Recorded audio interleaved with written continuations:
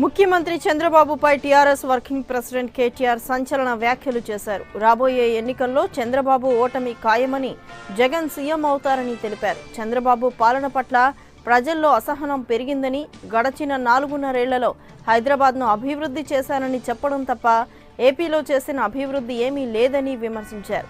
AP ప్రజలకు ఇచ్చిన హామీల్లో ఏ ఒక్క హామీని చంద్రబాబు అమలు చేయలేదని కేటీఆర్ ఆరోపించారు.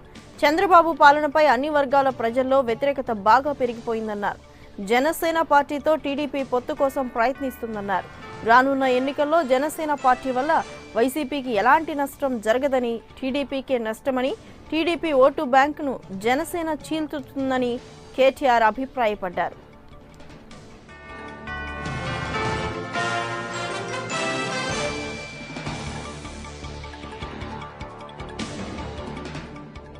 టీడీపీని వీడి వైసీపీలో చేరుతున్న ఎమ్మెల్యేను టీఆర్ఎస్ బెదిరిస్తుందని, లేనిపోని ఆరోపణలు చేస్తున్నారని కేటీఆర్ మండిపడ్డారు.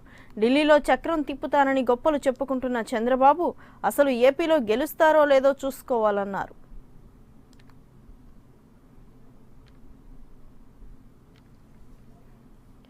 ఇక కేటీఆర్ వ్యాఖ్యలకు సంబంధించి మరింత సమాచారం మా ప్రతినిధి కేఎస్ అడిగి తెలుసుకుందాం. కేఎస్, చెప్పండి, అసలు కేటీఆర్ ఏమన్నారు?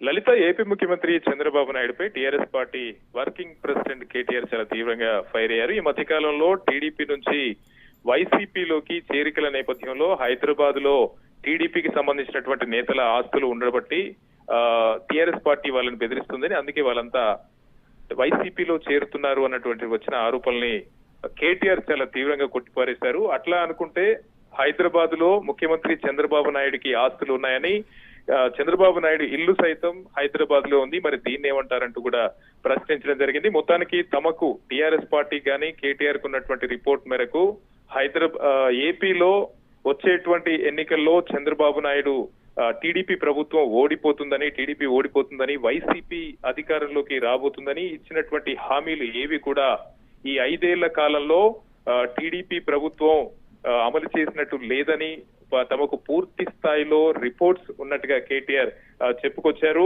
ప్రస్తుతం ఈ 5 ఏళ్లలో అరచేతిలో అమరావతి పేరుతో చంద్రబాబు నాయుడు అరచేతిలో స్వర్గం చూపడం తప్ప ఈ 5 ఏళ్లలో హైదరాబాద్ ని నేనే కట్టానని, ఎక్కడ సభ పెట్టినా కూడా అక్కడ నేనే కట్టానని చెప్పడమే సరిపోయిందని, ప్రస్తుతం ఏపీలో ఉన్నటువంటి ప్రజలంతా ఈ వ్యవహారాన్ని గమనించారని, వైసీపీ పూర్తి స్థాయిలో భారీ మెజారిటీతో అధికారంలోకి రాబోతున్నట్టు కేటీఆర్ చెప్పారు. అయితే ప్రస్తుతం ఏపీ ఎన్నికల్లో టీఆర్ఎస్ పార్టీ తరఫున అక్కడే ఏ విధమైనటువంటి రోల్ పోతున్నారు అని అడిగినప్పుడు మాత్రం ఖచ్చితంగా మేము వైసీపీకి ప్రత్యక్షంగా సపోర్ట్ ఇవ్వాల్సినటువంటి అవసరం ఇప్పటి వరకైతే రావట్లేదు. అక్కడ ఉన్నటువంటి రిపోర్ట్స్ మేరకు చంద్రబాబు నాయుడు ఓటమి పాలవడం ఖాయం, వైసీపీ గెలుపొందడం ఖాయం అంటూ కూడా ఆయన కొన్ని సంచలనమైనటువంటి వ్యాఖ్యలు చేయడం జరిగింది. ఇకపోతే ఫెడరల్ ఫ్రంట్ విషయంలో కూడా ఇప్పటికంటే తెలంగాణలో ఉన్నటువంటి 17 ఎంపీ స్థానాలను పూర్తిగా గెలుచుకున్న అనంతరం ఢిల్లీని శాసించే విధంగా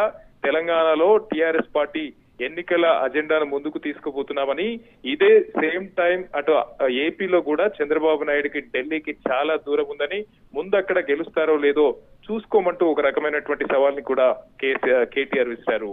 లలిత, అయితే కేసు ప్రధానంగా ఈ మధ్య కాలంలో వైసీపీతో పొత్తు కలుపుకోమని చెప్పి జనసేనకు సంబంధించి టీఆర్ఎస్ నేతలు తనను అడిగినట్లు పవన్ కళ్యాణ్ కూడా చెప్పారు. ఈ నేపథ్యంలో జనసేనకు సంబంధించి అసలు కేటీఆర్ ఏమన్నారు? జనసేనకు సంబంధించి కూడా కొన్ని కీలక వ్యాఖ్యలు కేటీఆర్ చేశారు. లలిత, ఏపీలో జనసేన అధికారంలోకి రాకపోయినా ప్రస్తుతం ఆ పార్టీ సంబంధించినటువంటి ఏవైతే ఓట్లు పడతాయో అదంతా టీడీపీకి సంబంధించినటువంటి ఓటు బ్యాంక్ నే ఒక పూర్తి స్థాయిలో చీల్చే అవకాశం ఉందని, వైసీపీకి సంబంధించినటువంటి ఓటు బ్యాంక్ గత ఎన్నికల్లో ఎంతైతే ఓటింగ్ పర్సంటేజ్ నమోదైందో అంతకు రెట్టింపుగా ఈసారి ఏపీలో వైసీపీకి ప్రజలంతా పట్టం కట్టబోతున్నారంటూ చెప్తున్నారు. జనసేన వల్ల వైసీపీకి ఏ విధమైనటువంటి నష్టం ఉండదని, ఉన్న నష్టం వల్ల టీడీపీకే తప్ప అది వైసీపీకి సంబంధించి ఓటు బ్యాంక్ చీల్చడంలో ఎందుకు కూడా ఉపయోగపడదని, చంద్రబాబుకే నష్టం అంటూ కూడా కేటీఆర్ వ్యాఖ్యానించారు. లలిత, రైట్, థ్యాంక్ యూ కేఎస్.